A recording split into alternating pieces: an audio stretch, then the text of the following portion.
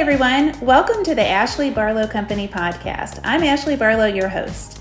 If you are a parent, a teacher, or someone who works at a school, or you're a community member, a volunteer, or a staff member at an organization that supports people with special education plans, a coach, a tutor, or even a grandparent, you're in the right place. Sit back with an ice cold glass of lemonade, put on your walking shoes and grab some headphones, roll down the windows and cruise. Ready, set, go. Educate, advocate, collaborate. Welcome to the Special Education Advocacy Podcast with Ashley Barlow. I'm Ashley Barlow, and I'm so happy you're here. A few months ago, it seems like a lifetime ago, we met with my friend Sarah Plattenberg of Educational Advocacy and Consultants. And Sarah is an advocate that talked to us about how to prepare for the beginning of the school year with your child that's on an IEP. Today, I want to kind of come full circle because here it is, the first week of May, and I want to talk to you about the end of the school year. How do we prepare for the end of the school year? What should we do to wrap it up, put it to bed, and get ready for next year? The kind of theme to today's episode is getting organized so that you're ready at the beginning of the school year next year, and also getting ready for summer to start and for that start of the school year. So we're getting organized and we're getting ready. That's what we're going to talk about today. Let's wrap up the school year. Man, oh man, am I happy for this year to be over. I'm sure that you are also. Okay, so I have a little checklist here in front of me, and we're just going to tick right through it. I don't want today's episode to be too terribly long because I know what May is like for you. It's the same way for me, and it's busy. So let's get right to it. All right. The first thing that I think you should have is progress reports and data. So if you don't have that stuff, and if it doesn't come home at the end of the year in a report card or someplace else, shoot a quick message before the teachers leave school. So just ask, could I please have the data from the end of the year? Easy peasy, shouldn't be a problem at all. You just want to make sure that your record is up to date. Now, there's lots of reasons why you might want to have this. And one of the biggest reasons is so that we can watch regression over the summer. We can watch to see if your child loses skills that are on that IEP from May to August or September when they go back to school. So what does that look like? What is that regression? And then the recoupment. Are we gaining progress after a couple of weeks of instruction? So when we go back in August or September, is your child making progress from, the first day of school, 2 weeks in? Did we kind of regain the skills that were lost? That information is really key to looking at extended school year services and other kind of progress monitoring based services that are available for children that are on IEPs.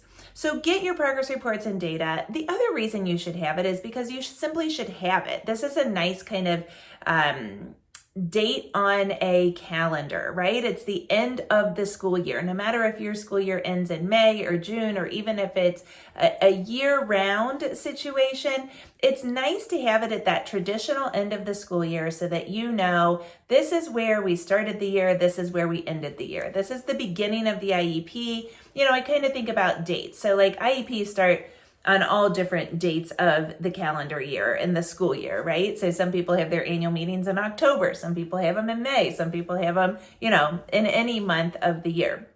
But I like to look at the beginning of the school year. I like to look at the end of each semester, and I like to look at kind of the date that the IEP was started and stopped. So those are kind of the dates that I look at specifically. Okay.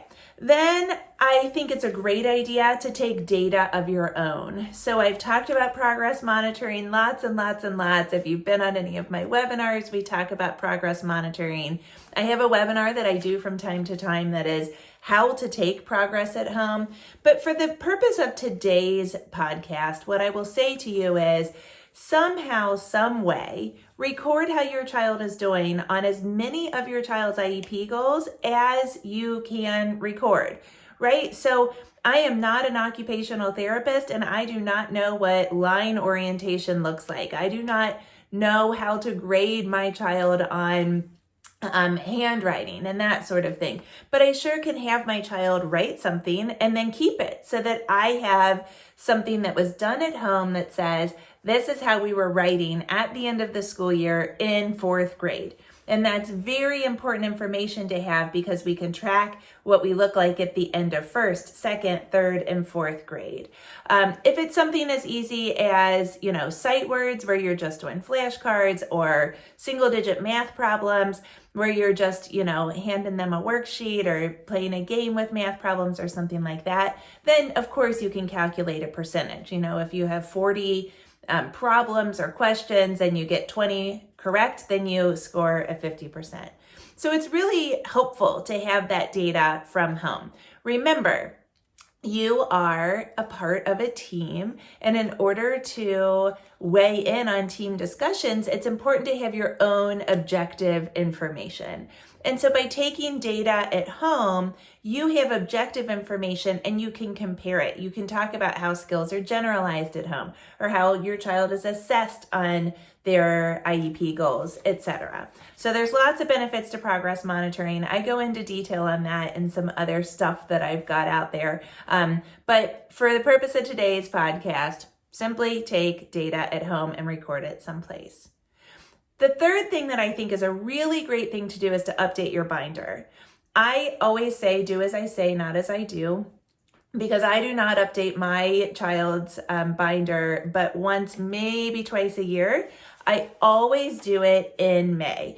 And the reason I do it in May is honestly because I'm tired of looking at it and I like to have things organized. We have to organize around this time of year because we usually have somebody new coming into our house. We usually have a summer babysitter, and so we like to get things organized, get all the crafts in one place again and get all of the toys put away and pieces put together and games and that kind of thing. And so it's just kind of natural, honestly, that I stick Jack's paperwork in his IEP binder. And this really serves me well because my family in particular, we are summer people. We love the pool. We love being outside. And so we use June, July, and August, which is kind of summer here in Kentucky, for a break, a complete detox. I really believe in summer for kids. And while we continue to read and we continue to keep up on skills with Jack, we really reduce the demand on him in the summertime. And so when I come back in, the beginning or middle of August and start to prepare for his back to school communication and that kind of thing, it's so helpful to have everything organized in my binder. If I had to do that after my kind of mental detox and my break, I quite frankly would be a little bit confused about how to do things forensically, right? Like backtracking. So a similar situation would be your taxes.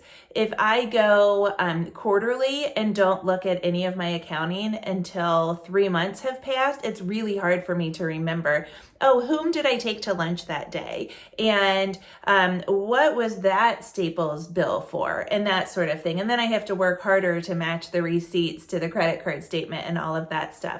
If I do it monthly, it's way easier to keep track of. So update your binder, get everything hole punched. I like my color-coded paper clips. Put your paper clips in there and get everything organized. It's just going to get you on the right track for the school year. The other thing it's going to do is it's going to help you make your summer plan. And that's actually the next kind of check mark on my to-do list. So make a plan for the summer. Now, what does that look like? Like I said, we really seem to reduce the demand on Jack in the summertime. But what I like to do is I like to take his IEP and I like to look at fun ways that we can work on his skills. And so I've said this before, we have a little cart and it has all of Jack's goals written on it. And then it has 2 or 3 different ways that you can work on each goal, just kind of plopped there. And the reason I do that is honestly, it helps me stay organized, and it helps me be able to work on something for 10 minutes, So if we are ready to go someplace, but we don't have to leave for 10 minutes, I just pop over to the cart, I grab something, and we have a 10-minute activity right there waiting for us. I don't have to do anything. So I'll just say, hey, you want to play Candyland? And I'll grab the Candyland pieces that have his sight words on them or something like that. And so this is a great time to get that ready. It's a great time to get that kind of fun stuff, that fun practice together, because that's an easy way to work on skills in the summertime, but to make it fun. Sometimes during the school year, we don't really have time to make learning as fun as we want to, right? Like, we don't have time to write all of the sight words in sidewalk chalk, or to make one of those sensory paths in sidewalk chalk, because we have to fit everything else in. But in the summertime, we have that opportunity. And so I like to say at the beginning of summer, it's nice to just kind of get a roadmap for the summer work, that summer stuff. And so it's really important, number one, to have the goals written down and activities for the goals. Also, you might consider some kind of therapy or outside tutor or some kind of formalized work. So what's that going to look like? Look into different programs that are available. Look into different people that can provide those services. Price stuff out. Now's the time to start to kind of get that going. We give Jack about a 2-week break at the end of the school year where we do very, very, very little. And then we start to ramp it back up with some learning activities and that kind of stuff. Honestly, Jack does the best. My Jack, and this is kind of another aside to this, is knowing their personalities. Jack does best with like real formal kind of work. And so we just work our way through workbooks in the summertime. He likes to do workbooks, and it's easy, it's sequential for me. And so that's kind of my formal way of making sure that we continue to work, is just making sure that we do a couple pages in a workbook each day. You want to think about how you're going to have any summer childcare and what that childcare is going to look like by way of educational work. Does your sitter or your nanny or your private tutor, any of those people, do they have the responsibility to work on reading and math and adaptive skills and that kind of thing? And if they do, then how are you going to communicate that? You also might start to look at summer camps.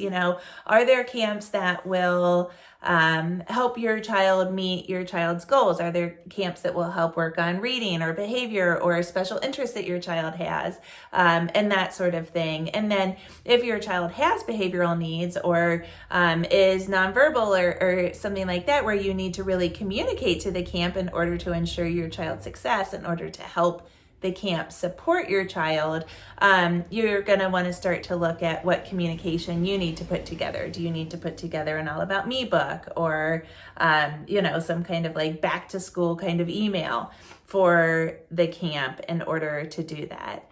And finally, figure out how you're going to fit play in, particularly in 2020 and 2021. We have realized that resources are low. I was watching the news this morning, and I heard that there's a chlorine shortage in America right now. Apparently a plant caught on fire a year or so ago.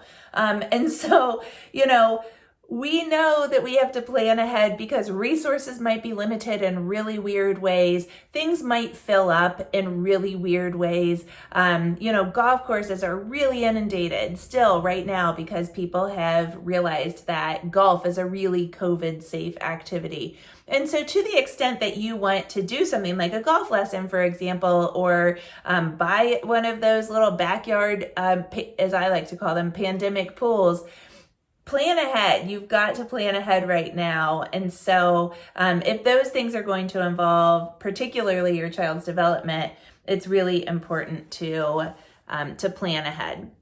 So you're making a plan for the summer, and that's going to involve goals, the babysitter, camp, therapy, play, tutoring, all of that stuff.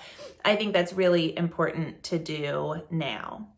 Now, speaking of summer work with your child and fitting that in. If your child is attending any kind of ESY, extended school year services, and or private tutoring at school or in some private organization, it's really important to think about how you're going to prepare your child for that and how you're going to prepare the staff that is working with your child for that experience. And so does that look like an All About Me book? Does it look like one of those back to school emails? Does your child need a social story? Does your child need to go check it out? How are we going to prepare your child for success and the team that's working with your child for success? Kind of a COVID aside here is that might be compensatory education. You know, a lot of you have successfully advocated for your child to get some compensatory services over the summertime. And that might be private, it might be at school, it might be some blend of that, it might be something totally different. But it's important to get your child supported and to make a plan in order to ensure your child's success in that programming also. If your child is going to a new school next year, it is very important that you schedule some kind of transition meeting. Now, I'm not talking about transition to adulthood here. I'm talking about transition to the next school. So it's really important that you, as a part of the team, are able to communicate, kind of your future plans, your interests, your values, your thoughts to that next team so that you can just hit the ground running at the beginning of next school year. It's also important that you prepare your child for that transition. So does your child know the adults that are going to be there? Does your child know what the environment looks like? What are your child's big concerns? You know, how are we going to get through the cafeteria line? Is the gym really noisy? What's my reading program going to look like? How am I going to stay organized? How many kids are going to be in my classes? How am I going to switch classes? What about my locker? Oh my gosh, the lock on the locker. If I told you how many times we practiced the lock on the locker before my oldest went to middle school, I'm sure you did too, because all of my friends had kids with that worry. How am I going to open my locker? So think about those transition ideas. Have real conversations with your child. Have real conversations with your child's current IEP team and general education teachers and everybody at your current school, and facilitate those conversations between you and the new school, between the current staff and the next school staff, etc. It's really important, and this is something that people overlook often.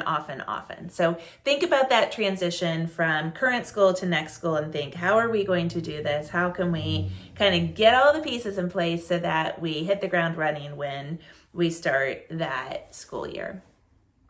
And finally, this is something that I think is really, really important. If it's not important to you, then no pressure to do it. But I like to get my son's teachers, end of the year gifts. And the reason why, and I've talked about this before because I subscribe to the mentality of taking gifts to IEP meetings. The reason why I do it is because I live here in Kentucky. We have Southern values in our house. And to me, it's nothing more than a thank you gift. If it feels gratuitous to you, if it feels like you are kind of buying the teacher's love, then certainly don't do that because it doesn't feel genuine. It feels disingenuous to you. So don't do it. But to us, we like to say thank you to our teachers. I was a teacher and I found teaching to be thankless. Sure, kids walk up and give you a hug. Sure, parents say thank you for a great year. But in most professions in the kind of corporate world, people are reviewed at least annually. And then in a lot of fields, there are kind of quarterly bonuses or monthly bonuses or year-end bonuses that are performance-based. In teaching, that your teachers are on this pay scale that says if you have this many years of experience, this is how much you're earning. And if you have this much education, this is how much you're earning. And they get evaluated probably in most states only one time per year. And when I was evaluated, everything was always yes, yes, yes, yes, great, great, great, great, great. And I was like, well, how am I going to improve if nothing else is happening? And I wasn't getting any constructive criticism. And I also wasn't getting any specific praise, just thanks for a great school year. And so I have found that teachers respond really, really well when I get very specific in my praise, which I do throughout the school year. And it's just because I've come from that kind of perspective as a teacher that this is so important to me. So I've got some ideas for teacher gifts. Something that we like to do is we like to do something homemade. And honestly, I do it because it's less expensive, but I go to, maybe some like bulk craft supply places, and I have made wreaths and different kinds of wall hangings. I am crafty. So different kinds of wall hangings. I have done actually napkin rings and embroidered napkins one time that were very fun. I have done beach towels, aprons, things like that I either use a Cricut or an embroidery machine to kind of personalize for the teachers. I have had Jack paint flower pots, and we have done flower pots. I have Jack make the cards. Oftentimes we just kind of take these 2 or 3 weeks before the end of the school year and we mass produce cards. They always appreciate something that's homemade by a child. And it's a good opportunity for Jack to work on those skills as well. So something homemade is usually pretty easy. At the end of the school year, I always include a gift card. And I do a gift card in an amount that isn't like a $5 Starbucks gift card, because I feel like teaching is a professional job, and I should treat my child's teachers the way that I would treat a professional colleague. And so I would never buy, I would buy an attorney a $5 gift card if they, told me that my hem was falling out in court or something like that, but not if they really, really, really, really helped my child for an entire year. And so I usually do a gift card for a dinner downtown or something like that.